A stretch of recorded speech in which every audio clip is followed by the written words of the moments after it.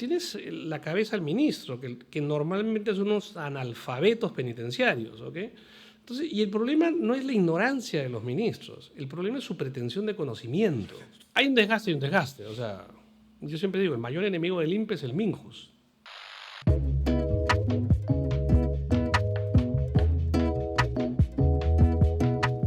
Esta mañana estamos con José Luis Pérez Guadalupe. José Luis, ¿cómo estás? ¿Qué tal, César? Gracias por la invitación, un gusto como siempre. Y ya en el proceso, cuando estuvimos en el INPE, al conocer cómo funciona todo esto, es que llegamos al diálogo. Y para mí era importante diferenciar dos cosas. Uno es la autoorganización, que yo he escrito sobre eso, la conozco perfectamente, en los penales, y otra cosa es el autogobierno. Entonces, la gente no distingue, y como mentalidad policial, que eran los que dirigían los penales, toda organización del interno es mala y el interno es un enemigo, ¿entiendes? Entonces es imposible llegar a algo.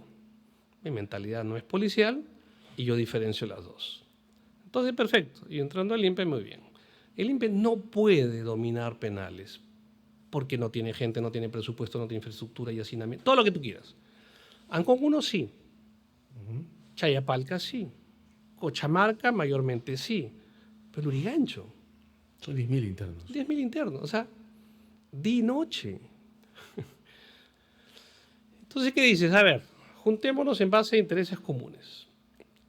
Ustedes ya están organizados, ustedes tienen sus propios códigos, hay delegados, o sea, eso ya viene de años. Hasta las hormigas se organizan, César. O sea, es absurdo pensar de que no se va a organizar. Más en un espacio vacío de control.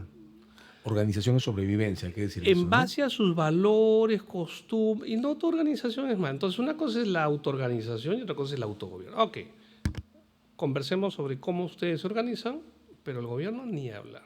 La autoridad es el INPE. Entonces, llegar a esos puntos de consenso, de equilibrio, digamos. Equilibrio, pero a ver, es recuperar el criterio de autoridad. O sea, por ejemplo, te digo, y esto se mantiene hasta ahora, el director del penal puede entrar con 5 puntas, nada más, o 10, ponle del INPE, si es que tiene. Entra a cualquier pabellón del Lurigancho, a cualquier hora del día y la noche, a cualquier celda y te saca y te lancha a cualquier interno. Esa es autoridad. ¿Entiendes? O sea, no necesita y eso un poco lo he confrontado ahora con los venezolanos. Hay 1.000 venezolanos en Lurigancho. Ellos no pueden creer. Porque ellos están acostumbrados a responder a los otros, o sea, comenzando que no entran con armamento. Entonces, ellos no creen que el INPE entra con una varita, ¿me entiendes? Y ya, sal tú, saca, ya todos al patio. Y pasa. Ya, esa es autoridad.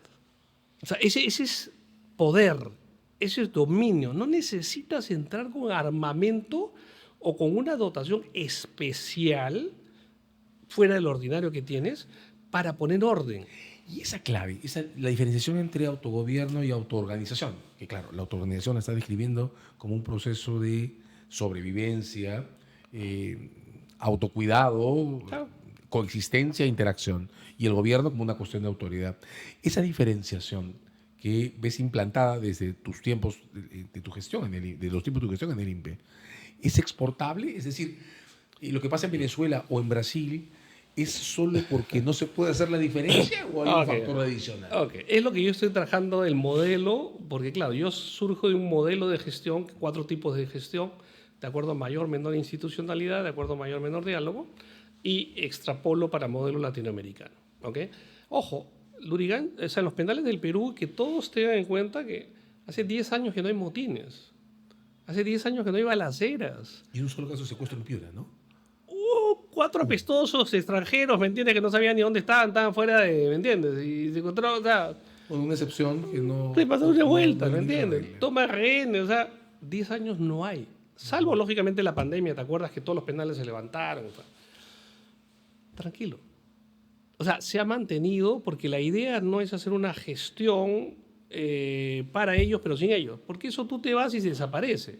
Es hacerlo para ellos con ellos. Y que ellos tomen conciencia. Ahora, y hay una cultura carcelaria compartida entre INPEs e internos que dicen, oye, la paz nos beneficia a todos. La paz es lo que queremos. O sea, todos ganamos con la pacificación. Y se pacificó y se ha mantenido, que es lo más importante. A los últimos gobiernos o desgobiernos después de la caída de Kuczynski han hecho muy vulnerable todo en el Perú. La institucionalización va cayendo. Entonces el INPE se ha visto afectado, sí, como todo en el Perú se ha visto afectado, ¿me entiendes? Hay una línea de continuidad en la dirección del INPE, ¿no? Estoy pensando en Susana Silva, en Yaque. Pero el problema, César, a ver, no es por nada, otra vez volvemos. 5 años, de 2011 al 2016, inauguramos 10 penales nuevos. Claro. O sea, o totalmente nuevos de cero o totalmente remodelados en el mismo sitio. Nos tiramos abajo, tipo Moquegua, por ejemplo, ¿no? Entonces, o totalmente nuevos, asumimos los que el gobierno anterior comenzó y se trabó porque los adicionales, tú sabes cómo se jugaba todo ese momento. Bueno, será 10. 10 años después del 16, o sea, después del gobierno, ni uno solo.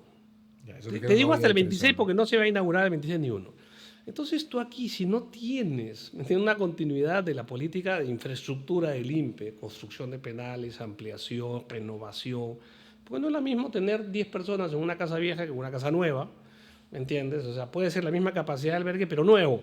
Entonces te cambia totalmente la capacidad real, ¿no es cierto? Entonces, si no hay eso, ya tienes un gran problema, ¿me entiendes? Para comenzar. Puede ser que, digamos, tengas gente muy buena como los que tú has citado, pero tienes la cabeza al ministro, que normalmente son unos analfabetos penitenciarios, ¿ok?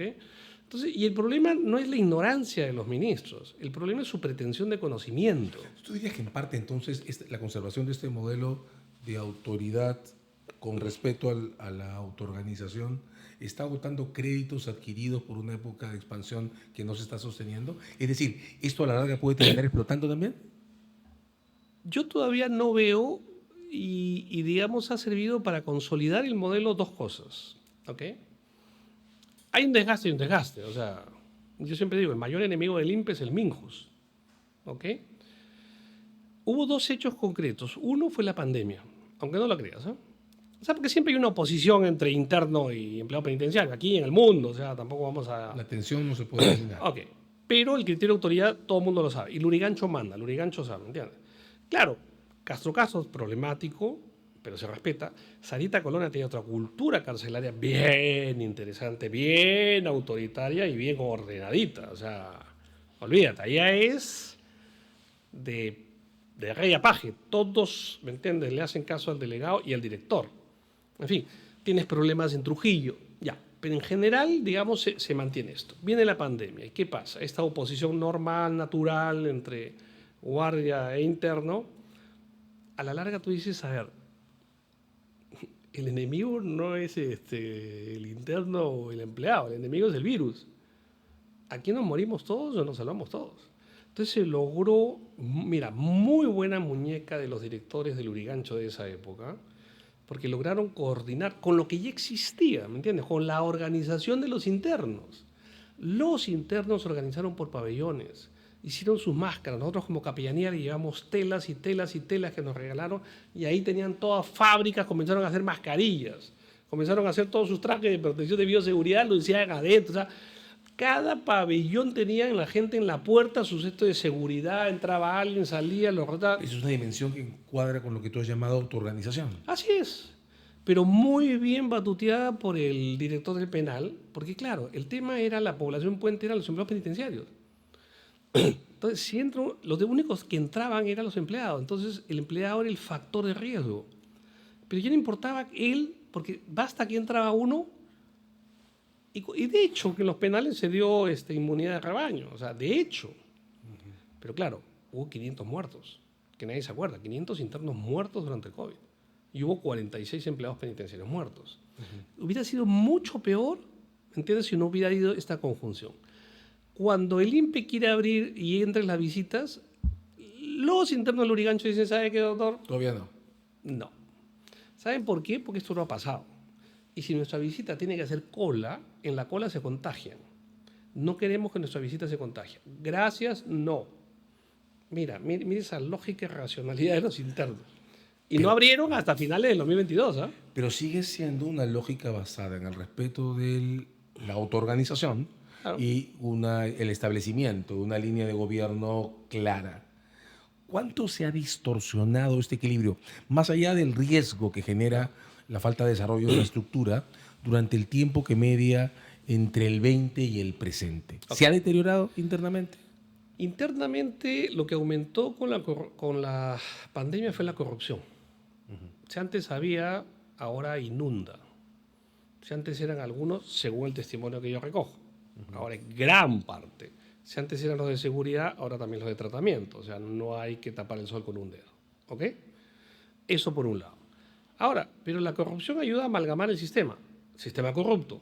Pero ¿me entiendes? Ayuda a amalgamar y esto. O sea, lo que tenemos que mantener es la pacificación. ¿Tan pacificado? Sí. ¿Qué te permite pacificar un penal? O sea, saber que ya no te van a bataquear, que no va a venir otro pabellón y te va a destruir. Saber que no va a haber motín. ¿Entiendes? ¿Qué haces? El delegado, comienzas a invertir en tu celda, comienzas a invertir en tu pabellón, comienzas a poner fábricas dentro. Hay que decir, comienzas a utilizar en autoorganización los recursos que de otra forma usarías en armas. Por ejemplo. Entonces ahora todo el mundo invierte porque sabe que no hay batacazo. ¿Me entiendes? Se acabó la violencia, no hay armas. Hace años que no hay una balacera en Lurigancho. Años. Tienes entonces en vigencia un esquema de gobierno, autoorganización, que ha sido capaz de absorber Así es. un factor nuevo, poblacional Y difícil. y difícil, Bien. que además por lo que vi en tu artículo va incrementándose de volumen, ¿no? Tú comparabas las cifras del 21 Claro. con las del 24 y es 54.000, digamos. El 17 habían 50 y ahora hay 3.800 presos De venezolanos. acuerdo, exageré el número, pero la diferencia es está, enorme. claro. La diferencia es enorme. Y clarísima. Ahora, si un sistema de gobierno y de gestión administrativa, con la escasez de recursos que tiene el INPE, ha logrado un modelo de gobierno que es capaz de absorber Así es. este factor, ¿qué pasa en las calles? Ajá. ¿Y qué pasa en el gobierno de Interior? Tú también has sido ministro de Interior, de modo que has gobernado Sí, claro. cárceles y escenario exterior, ciudad. ¿Qué pasa en la ciudad Ok. tal que este mismo factor, hablamos de Sí. organizaciones criminales transnacionales, produce una alteración del modo de conducta? Citaste el ejemplo del modo en que se confronta un delincuente peruano con la policía, el modo en que se confronta el venezolano con la policía. Eso ocurre en la calle. Y de nuevo dijiste tú bien, no hablamos de venezolanos, hablamos de delincuentes venezolanos. ¿Qué pasa en la calle que no se puede absorber ese factor nuevo y contenerlo?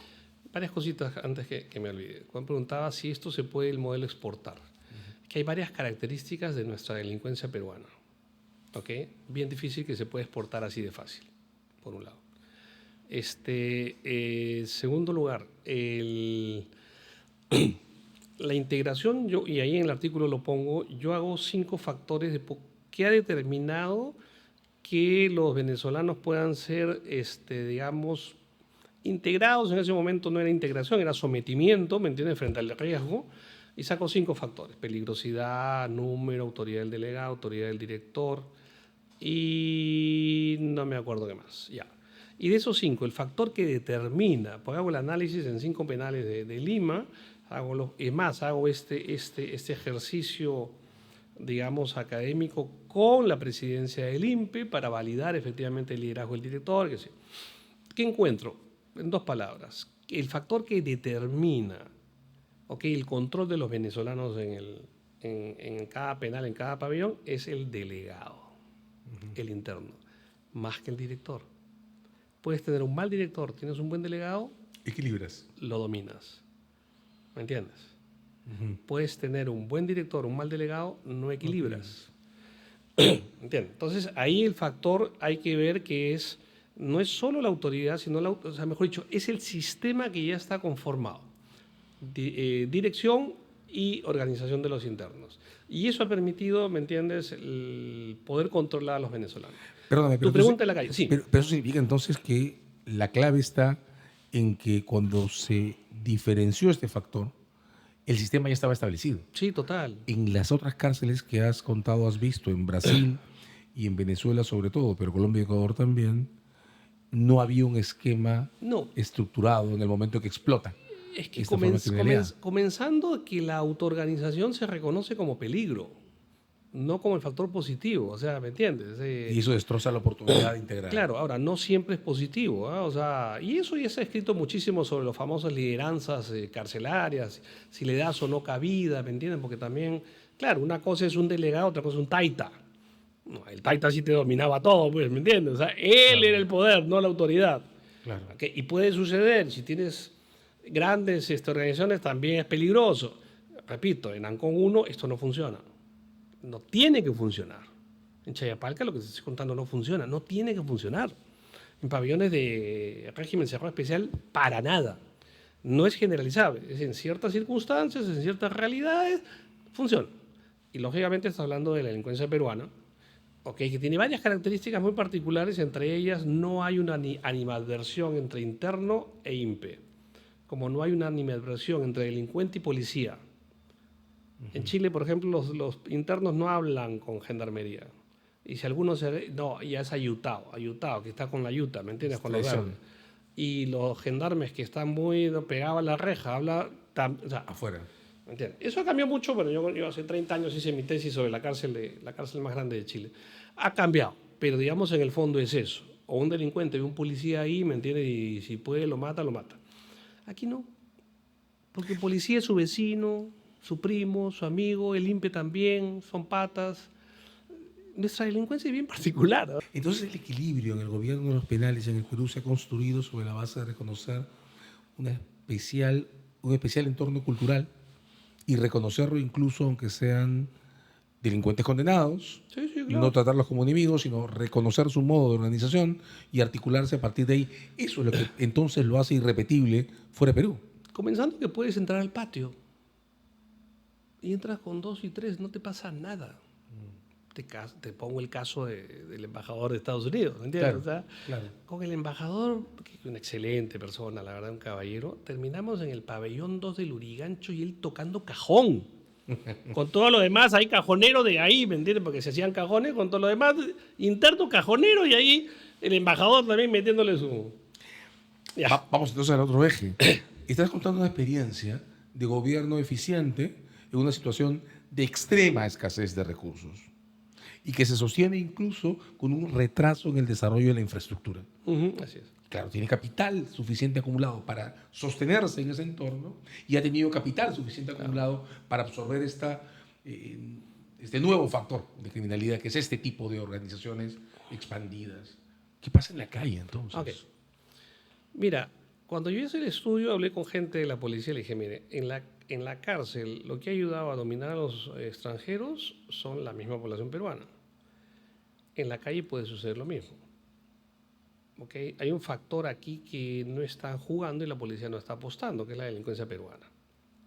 La propia delincuencia La peruana. propia delincuencia peruana, que se ve invadida, ¿me entiendes? Bueno, en fin.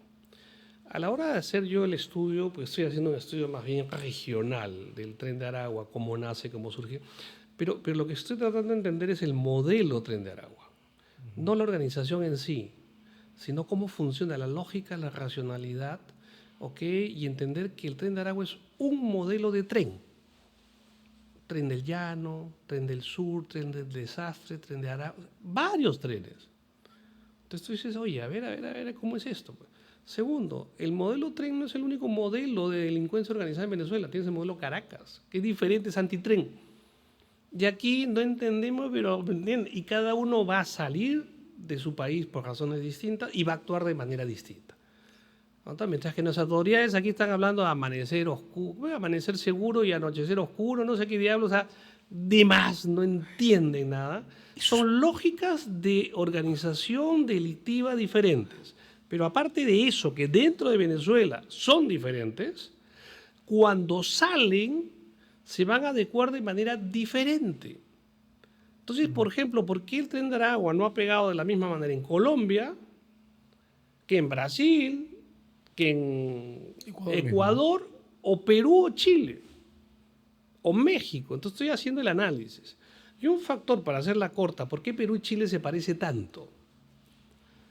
Y volvemos otra vez a la importancia de la organización de los presos peruanos, y es que Perú y Chile no tiene carteles, no tiene grandes organizaciones criminales, no tiene.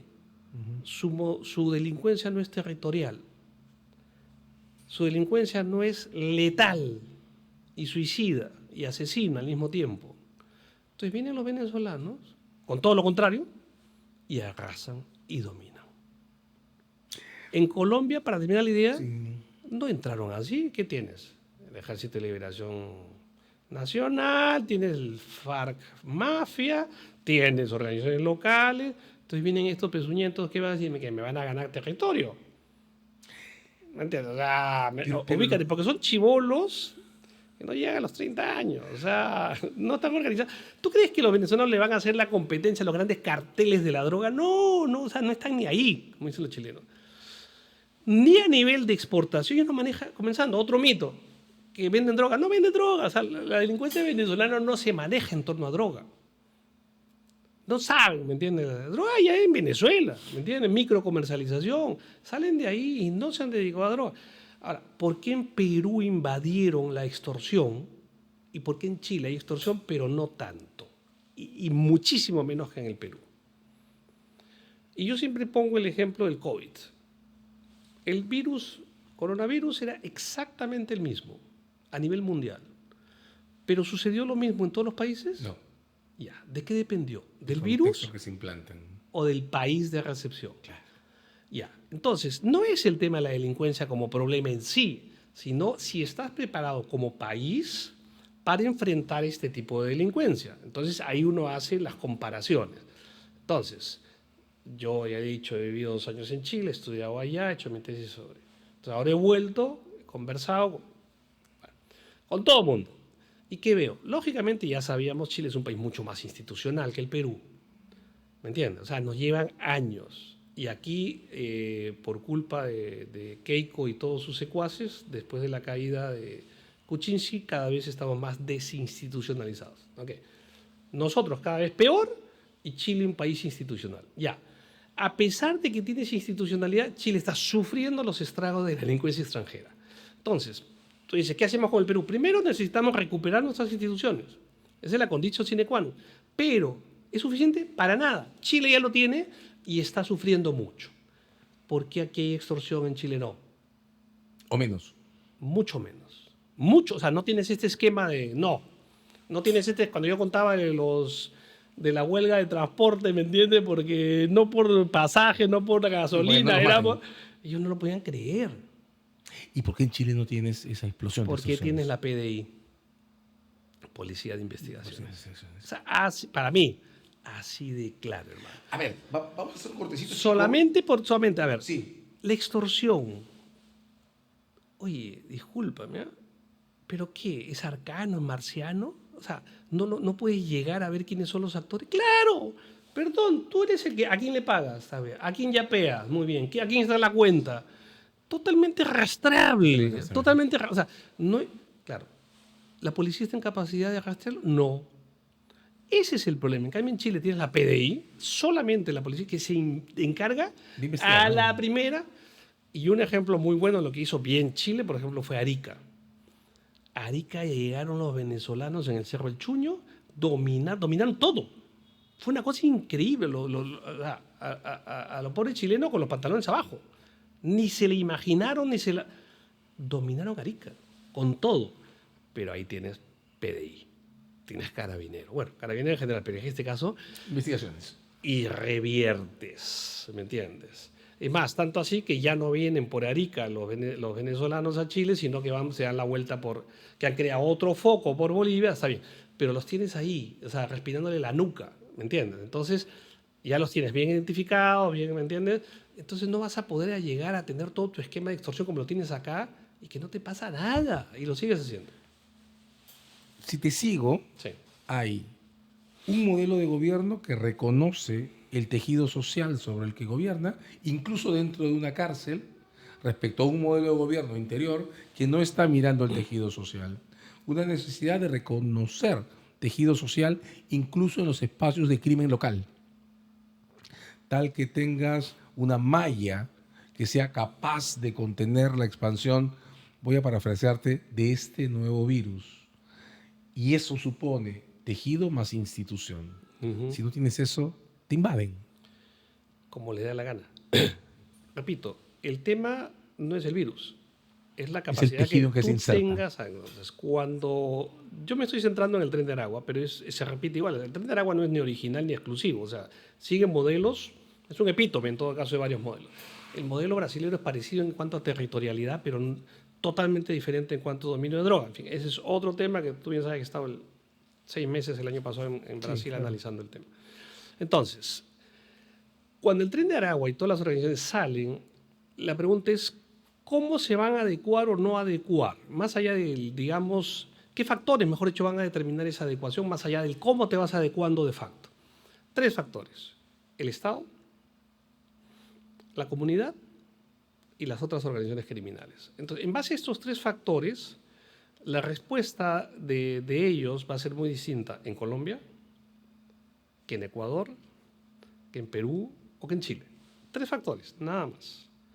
Entonces, claro, ellos llegan y ahí yo planteo una gran diferencia, que es la delincuencia venezolana organizada y la delincuencia venezolana atomizada.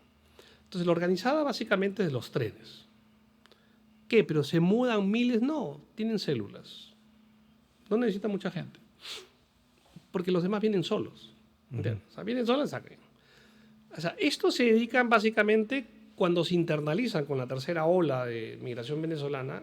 Ellos no es que planifican, hacen su foda, vamos a internacionalizarnos, hermanos, sí, mira, en este año vamos a mi cuota. No, o sea, esto es de facto, surge, nace, ¿me entiendes? Se presentan oportunidades.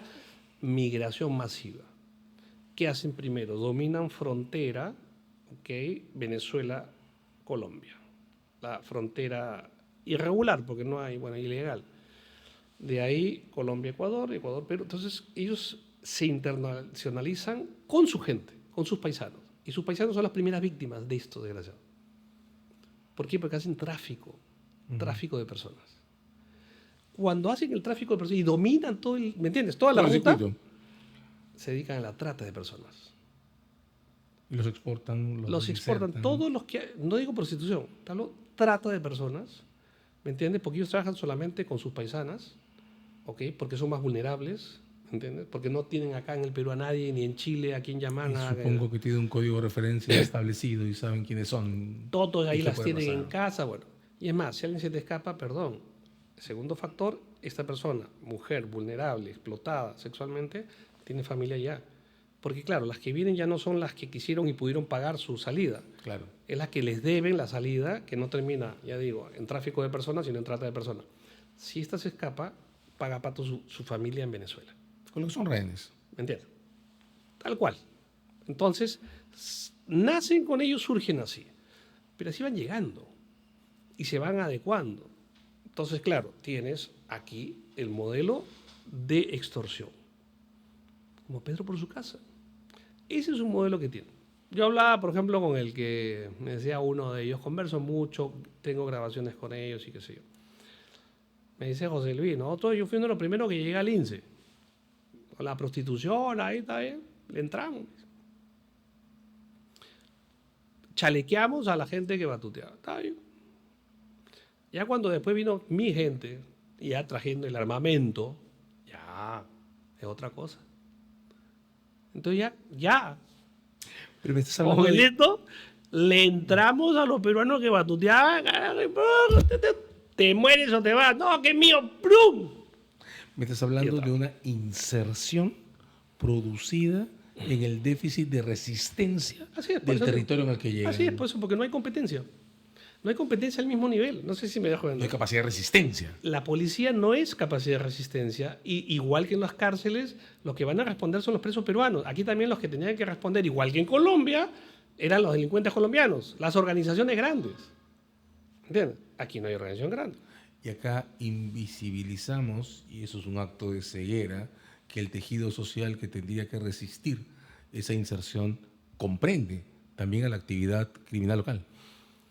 Aunque suene disparatado, ¿eh? Me dejo entender, pero a lo que voy es, cuando haces este análisis de Estado, comunidad y otras organizaciones criminales, por ejemplo, ahora el marco teórico que yo manejo es gobernanza criminal, ¿me entiendes? Que en el caso de Venezuela, parte de una gobernanza carcelaria, que esa es mi gran ventaja comparativa, o sea, mi racionalidad escanera. El Tren de Aragua y todos los trenes nacen en la cárcel, nacen como grupo. Es más, el Niño Guerrero, ¿desde dónde tenía su cuartel general? En la cárcel. O sea, más que eso, ya que quieres. Y desde la cárcel dominaba la región. O sea, su esquema es Cana. Tal como dominaste Cana, Domino ¿cuál es tu calle. lógica Cana? Dominas calle. ¿Me entiendes? Entonces, mi gran ventaja es que yo lo analizo también desde la racionalidad canera. Y la segunda ventaja es que yo entrevisto a los protagonistas, converso con ellos. Todo lo que te estoy contando, mucho de lo que te estoy contando, es cosa que yo he recibido de ellos. Ahí no me estoy inventando, mira, qué iluminado que eres. No, estoy hablando del diálogo con ellos, de meses, ya años, preguntando, conversando. Y cuando ellos me comienzan a contar, porque una cosa, ¿por qué viniste al Perú? No, que ya, recojo todo, ¿ok? Y después digo, a ver, ¿cómo sé yo que me están mintiendo o no? Me están inventando. Entonces comienzo a revisar la literatura venezolana. Aquí ya había revisado, pero comienzo ya, ahora sí hay A más. releerla. A releerla, exacto, a releerla porque no había caído en la cuenta de mucha jerga, mucha... Y veo y calza, César, pero así un match, o sea, todo venezolano, sincerísimos, clarísimos, con pelos y detalles, lo mismo que narran los especialistas, no solo periodistas, especialistas, etnógrafos, antropólogos, sociólogos, venezolanos sobre su realidad.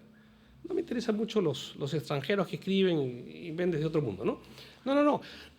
Y hay coincidencias. Por ejemplo, ¿por qué vienes al Perú a robar? Si tú ya eras canero allá, sí, ya estaba en 4 cárceles allá, José Luis, ¿por qué te vienes? Porque mira, en mi barrio éramos 15, el único vivo soy yo. ¿Y por qué? Nada, nos mataban a todos. Yo como que, la FAE, José Luis, la FAE. La OLP, la OLP. Yo recibo, voy a buscarle OLP, la Organización para la Liberación del Pueblo, 2015, creada por Maduro. ¿A qué se dedican? Matar delincuentes. Paramilitares. De ahí entran los FAES, ¿entiendes? Porque esto fue muy rocho. Está todo documentado. O sea, lo que ellos me dicen, ¿me entiendes? Es cierto que tienen que salir porque ahí están muertos. Basta que tuviese antecedentes y te mataban. Esa fue la política de exterminio, de comandos de la muerte de Venezuela. Entonces muchos salen, ojo, no porque pertenecen al Tren de Aragua. Dejo de entender, no es que el Tren de Aragua con un hizo un directorio y ¿me entiendes? Un montón de pantallas de televisión planifica. No, es Por un favor. movimiento natural basado en correlaciones específicas. Este viene solo y el otro viene solo y el otro, ¿me entiendes? Su primo, su tío, ya me pasaron. Cientos vienen así. Los del Tren de Aragua vienen, ya digo, siguiendo esta migración. ¿Entiendes? Vienen La tercera ola, organizadamente dijiste. y células. Pero aquí no necesitas mucho de Tren de Aragua, ¿por qué? Porque, ya digo, yo le llamo la DBO, Delincuencia Venezolana Organizada, y la DBA, Delincuencia Venezolana Atomizada. Todos conocen el modelo, todos saben cómo funciona, ¿me entiendes? Todos. ¿Lo pueden replicar, hayan venido de o no? Así es. Entonces puedes tener 5 del Tren de Aragua. Necesitas gente, tienes acá cantidad que se te van a sumar, ¿me entiendes? Por ejemplo, sicariato. Tienes sicarios libres y tienes sicarios institucionales. ¿Me entiendes? Incorporados, digamos. Que es parte de. ¿Me entiendes? O sea, es parte de la organización. Por ejemplo, cuando no pagas extorsión te matan. Ya, pues es un sicario orgánico, digamos. ¿Me entiendes? En cambio, el otro es de alquiler. ¿Me entiendes? Si tu mafia del Congreso no te resulta, matas al abogado. Ya, contratas. ¿Me entiendes? O sea, no llamas al Tren de Aragua. Claro. Llamas a cualquiera, ¿me entiendes? Que te dé la chapita, ¿me entiendes? Pero todas estas dos cosas que yo, digamos, académicamente, categorialmente las divido, en el fondo se juntan. Este te maneja extorsión, te maneja trata, este te maneja raqueteo, te maneja sicariato. ¿Entiendes? Entonces son dos realidades que como política pública, como política de seguridad tendría que manejarse de dos maneras totalmente diferentes. ¿Que se interconectan? Sí, se interconectan. Entonces, me dejo entender, o sea, entender todo el bosque para poder atacar el árbol. Este punto concreto. Aquí no estás viendo ni el árbol, no sé si me dejo entender. O sea, y por eso que estamos mal. Y si tú me preguntas qué hacer ahorita, nada. O sea, el Estado peruano, mejor dicho, puede hacer algo con un Congreso lumpen que tenemos, que da sus leyes para protegerse a ellos como organización criminal, y con un Ejecutivo, ¿entiendes?, que tiene 3% de aprobación, que no lo hemos visto nunca en el Perú. O sea, estamos gobernados por un error estadístico. ¿Me entiendes? Lo único que salva ahora es el Poder Judicial, que dice al Poder Legislativo, oye, te estás legislando en contra del país. O sea, eso que tenemos ahora no hay Estado, hay desgobierno. Entonces, ¿qué hacer como gobierno? Estamos en la peor ola del COVID, sin oxígeno, sin camas UCI y sin vacuna. Y sin gobierno. Se digo, el paralelo de la salud, ¿me entiendes? Claro. Exactamente en esa dimensión. Y la gente quiere al súper general efectivo o al súper ministro del Interior que solucione. No existe y no va a existir con este sistema que tienes ahora que no permite hacer algo para la seguridad nacional. Con lo que sembrar institucionalidad en este momento es una condición necesaria. Totalmente. Para construir equilibrio. Gobernar es también conocer, y conocer supone renunciar a nuestros propios mitos para mirar de cara lo que está ocurriendo, no lo que querríamos imaginar que ocurre. Muchas gracias, José Luis, por este César, rato. un gusto como siempre. Hasta la próxima.